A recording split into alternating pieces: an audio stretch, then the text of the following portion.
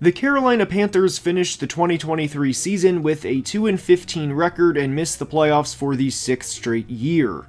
They had a point difference of -180, which was the second worst in franchise history behind the 2010 season, in which they finished with the worst record in the league and eventually drafted Cam Newton. But unlike the 2011 draft, they did not have the number 1 pick this year because they traded a future first-round pick so they could go up and get quarterback Bryce Young with the number 1 pick in last year's draft. They started the year with a 1-10 record before firing former head coach Frank Reich, and pretty much anything that could have went wrong for the Panthers last year went wrong. But the Panthers made a lot of moves this offseason and will be a better football team than they were last year. And I am a firm believer that the worst days are behind the Carolina Panthers. Not just because it's hard to imagine the situation getting worse, but you can start to see the vision with how they want to build around Bryce Young and how they're going to build around him moving forward. With how bad the 2023 season was, this year for the Panthers in a lot of ways will resemble how 2022 was for the Jags. Meaning they have a former number 1 overall pick whose rookie year was ruined, and the question entering the season is, how will they bounce back? Well, we're going to try and answer that in today's video. Now let's begin. One of the biggest things with the 2024 Panthers is every team has expectations entering the year, and you should not expect the Panthers to win the NFC South and to even win a playoff game like the Jags did back in 2022. But what you should expect to see is a more competitive team, and a team that's in a lot of games. The 2023 Panthers had 8 double-digit losses, and obviously the offense was bad last year, but they also finished 29th in points allowed per game too. And despite the Panthers' defense not looking great on paper, they lost several players from their defense in free agency. Most notably was linebacker Frankie Louvu, who signed a 3-year, $31 million deal with the Commanders, Yetur Gross-Matos, who signed a 2-year, $18 million deal with the 49ers, corner Shaquille Griffin, who is now a member of the Vikings, and safety Jeremy Chin, who is also now a Commander. Frankie Louvu is going to be a tough player to replace, and in 2023 alone, he had 125 tackles, 11 quarterback hits, 10 TFLs, and 5.5 sacks. That type of production is not something you can just say to Shaq Thompson or newly acquired linebacker Josie Jewell and say, okay, go replace him. And especially not to Thompson, who is now 30 years old and suffered a broken fibula in week 2 of the 2023 season. Now, aside from having to replace Frankie Louvu, I was a little disappointed that they traded pass rusher Brian Burns to the Giants along with a 5th round pick, and all they received in return was a 2nd round pick and a 5th round pick. So excluding the 5th round pick swap, it was essentially a 2nd round pick for Brian Burns. Yes, the Giants had to pay him upon him being traded there, but that's the end goal of a former 1st round pick. Have them be good enough to eventually pay them top dollar. Now, Panthers fans unfortunately know this, and a lot of other fans do too, but for those who do not, there was an offer at one point in time for Brian Burns from the Rams that was 2 first-round picks. And there's a reason Panthers fans hate former GM Scott Fitterer, but I was a little underwhelmed with what the Panthers received in return for Burns, and especially with who they replaced him with. They signed pass rusher DJ Wonnum in free agency to a 2-year, $12.5 million deal after Wonnum played 4 years in Minnesota. Now, DJ is coming off an 8-sack year, which is pretty good, and hell, that's actually the same amount of sacks Brian Burns just had for the Panthers, but as somebody who has watched every snap of his career, there's games where DJ disappears, truly. And Panthers fans probably remember a play DJ made against his now current team, as he had a scoop and score against them last year, but there's games where DJ will go where you do not hear anything from him. And there's also a reason the Panthers only guaranteed 10% of his contract. They also signed veteran pass rusher Jadeveon Clowney, who had a career year with the Ravens last year and led the team in pressures even over defensive tackle Justin Madubuike. He tied his career high in sacks with 9.5 and was a good player for Baltimore in 2023. Clowney is now 31 years old, and I thought he would sign a bigger contract than a 2-year, $20 million deal, and I liked this move for Carolina for what it was. I don't like the idea of solely relying on Clowney to have back-to-back 70 pressure seasons, and for him to have the first double-digit sack season of his career in year 11. I thought the Jadeveon Clowney signing was a low-risk, high-reward signing for Carolina, and a side note, with Clowney and Wanham each on the Panthers, I thought it was cool that they brought in 2 former South Carolina Gamecocks to play for the team closest to where they grew up. But are Wanham and Clowney going to be an elite pass rushing duo? Probably not, and that needs to be remembered for Carolina entering the 2024 season. They also brought in former first-round pass rusher K'Lavon Chaisson, who has played just under 400 total snaps combined in the previous 2 seasons. Obviously, I wouldn't expect a whole lot out of Chaisson, but he will be just 25 years old at the start of the 2024 season, and that is worth noting. I have my concerns with the Panthers' pass rush and secondary this year, but one part of the Panthers' defense I am looking forward to is their run defense. Now, when you have 8 double-digit losses and you finish the year with a 2-15 record, teams are going to run the football on you really by default because of how the game is being played. More often than not, when a team is up by 17 points in the fourth quarter, they're not going to run 4 verticals and risk incomplete passes when they can run out the clock and move on to next week. Due in large part to this, Carolina finished 28th in rushing attempts against because that's how a lot of their games were played. But the silver lining within this is they finished 12th in yards per carry allowed. A lot of that can be attributed to one of the most underrated players in all of football in defensive tackle Derrick Brown. Derrick is a unit at 6'5", 320 pounds, and actually set a record last year, which was for the most total tackles by a defensive tackle in a single season. And he was also named to the Pro Bowl, and this isn't a Pro Bowl mean nothing, this was a legit Pro Bowl by Derrick Brown. They also signed A'Shawn Robinson to a 3-year deal this offseason, who should help with the run defense as well. A'Shawn is a bull at 6'4", 330, and having to move that much mass for opposing offensive linemen is not a fun situation for, well, anyone. And again, the Panthers' run defense was pretty solid last year, it's just that they were in a lot of bad situations. One of the reasons Carolina didn't succeed last year, aside from the obvious, was they only forced 11 turnovers in 17 games, which ranked last. And when you can't create turnovers for a team that was struggling in the worst way offensively, well, you're not going to win many games. And there was a reason Carolina's 2 wins were by a combined 4 points. They couldn't move the ball offensively, and while the defense wasn't getting as gashed as much as you may think, they weren't creating a turnover a game to put them in plus field position or to really help the offense out. The Panthers defense actually finished 4th in yards allowed in 2023, which, to be completely honest, I was surprised to find out. As much as I like Panthers defensive coordinator Ejiro Evero, I have concerns with this unit in 2024 due to the personnel. I like JC Horn and he is a very good player when healthy, but unfortunately JC has played in just 22 of 51 possible games through the first 3 years of his career and has only played in 8 games in a season once. So at this point, while I, and I would assume everyone for that matter, wishes the best for JC, he can't be counted on as a good player that's going to show up week in and week out. I would love for him to show the player he was in 2022 for a full 17-game season this year, but aside from JC, they have corner Dane Jackson, who they signed from Buffalo this past offseason. Dane is okay as a corner, but he's really nothing to write home about. He's a former 7th round pick still in the league, and he's had a good career for himself.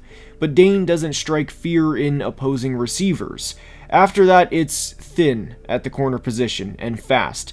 DiCaprio Bootle is in fact a real player on the Panthers roster, and he played in 15 career games after being an undrafted free agent back in 2021. They also have Deshaun Jameson, who was an undrafted player from Texas last year, and then they have Willie Drew and the corner, Lamar Jackson. So if JC Horn goes down, I genuinely do not know what they're going to do at corner this year, and I worry a lot about the secondary. With how solid I think the Panthers' run defense is going to be, I think there's going to be games where opposing teams start out with 9 of their first 10 plays being passes. Ejiro Evero will certainly have his work cut out for him with the personnel on this defense, which is a tremendous understatement. Now, for the 2024 Panthers offense, I don't know how you can't be anything but optimistic heading into this season. The leading receivers on this team last year were a 33-year-old Adam Thielen, DJ Chark, who is no longer on the roster, Jonathan Mingo, Tommy Tremble, and Chuba Hubbard. And I simply ask the question of how many quarterbacks in NFL history would have succeeded with that specific supporting cast last year. And by the way, it's not like the offensive line was giving Bryce Young 5 or 6 seconds per play every play, so that it gave those guys time to get open. There were multiple times throughout every game where you could screenshot where an offensive lineman was on his back or on his rear end looking up to see how bad Bryce Young was going to get drilled on a single play. And it was extremely, extremely frustrating to watch, not just on tape, but I'm sure it was extremely frustrating for Bryce to go through a literal season of hell. Now, for the 2024 Panthers offense and for the future of Bryce Young, this whole, can Bryce sustain a season? Can he sustain a full 17-game season? Is he going to be durable enough?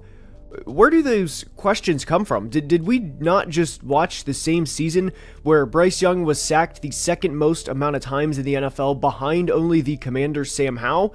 I don't have any questions surrounding Bryce Young's durability for not just 2024 and what should be improved offensive line play, but for the remainder of his career.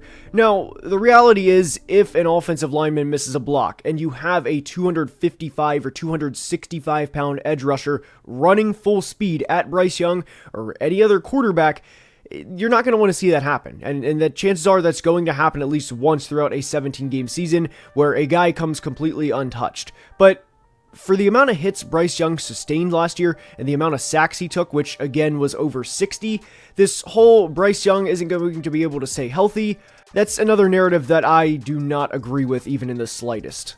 Not only that, but think about where the Panthers roster is now, specifically on the offensive side of the ball, compared to where it was in Week 18 of the regular season just 6 months ago.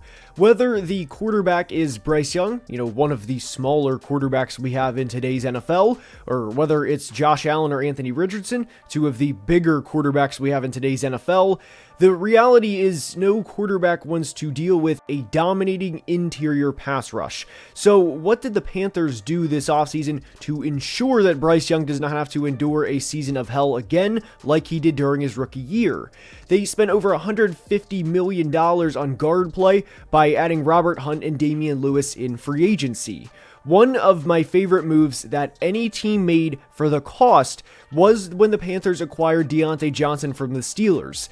They traded a corner and a 6th round pick for Deontay and a 7th round pick, and when you have as bad of a situation as Bryce Young had in his rookie year, getting a guy like Deontay Johnson for that low of a cost to the franchise is an extreme win for the Carolina Panthers. I also love the fact that they brought in Xavier Legette in the 1st round, and now they have a few types of receivers on the roster rather than just one 33-year-old receiver and a bunch of hodgepodge guys that simply weren't very good for the Panthers last year. I also like the fact they brought in Jonathan Brooks in the 2nd round, who I think will be a very good running back by season's end, and I thought one of the better value picks on day 3 of the 2024 draft was when they drafted Texas tight end Jatavian Sanders. So by bringing in Legette, Brooks, and Sanders in the 2024 draft, along with adding Hunt, Lewis, and Johnson through free agency and a trade, I thought the Panthers substantially upgraded their roster from where they were 6 months ago to where we are today.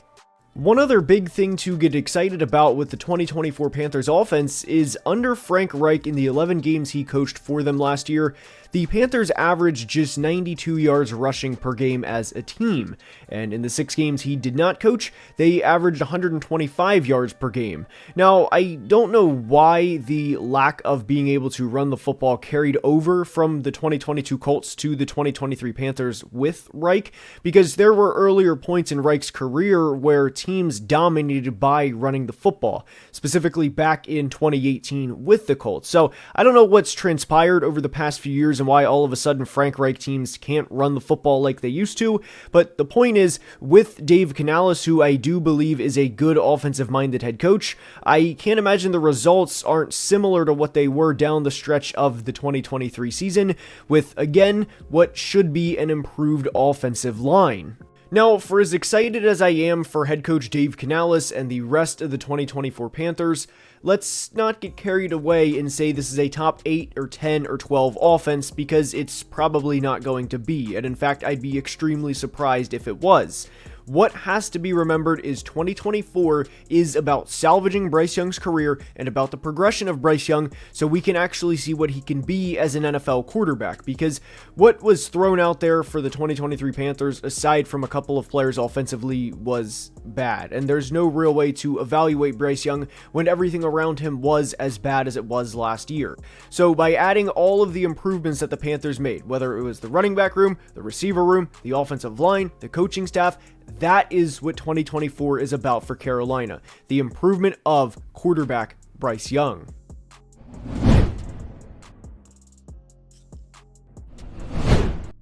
I was eager to see where Xavier Legette would end up, and I think Carolina is a great landing spot for him. Now, Xavier is not the route runner Adam Thielen was 4 or 5 years ago, and he's not the route runner Deontay Johnson currently is. But that's fine, and I think each player will help teach Xavier some tricks of the trade, and early on, Xavier will be kind of a gadget player, but that's fine because of how great of an athlete he is. Whether it's slants, screens, drag routes, quick routes, whatever the case may be, I think Xavier will be a productive player for the Panthers in year 1. I think he'll be around 600 or 700 receiving yards and build on that in year 2. I really like Jonathan Brooks, and the only, not even concern I have, but question I guess, is how long will it take for him to win the starting job? Because I think he is a lot better than Chuba Hubbard is currently, and I think Jonathan Brooks will be the starter for the Panthers for the next 3 or 4 years. The only pick I really wasn't the biggest fan of for the Panthers' top 4 was linebacker Trevin Wallace, as I think he's a bit more reactionary of a linebacker than an instinctive linebacker. But again, if you walk out of a class with 2 starters and a receiver and running back at positions you desperately need, I'm not going to sit here and kill a 3rd round pick that the Panthers made. I also really like Jatavian Sanders, and I think that has potential to be one of the bigger steals on day 3 of the 2024 draft. So there is a possibility Carolina walks out with 3 starters from one class on the offensive side of the ball when they desperately needed to help out their young quarterback. I really like the 2024 Panthers class, and I can't wait to see how they do in year 1. As for their schedule prediction, the wins are probably not going to be a lot for this team in 2024, and it would be foolish for me to sit here and say, you know what, off their bye, they're going to be well rested, they played the Chiefs at home, they're going to really show it to Mahomes, and they're going to put up 30 plus points on the Chiefs defense. I also don't think they're going to go into Philly and win, or beat the Bengals at home, or any of those things.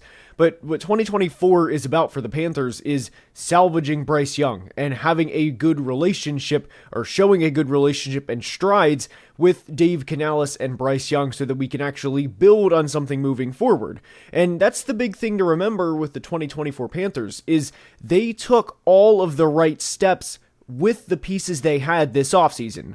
If you want to win projection, I think they're going to be anywhere from 3 to 6 wins, maybe 4 to 7. They're not going to be a playoff team. They're not going to run the table in the last 5 weeks of the year and become a 9-8 team and squeak in the door.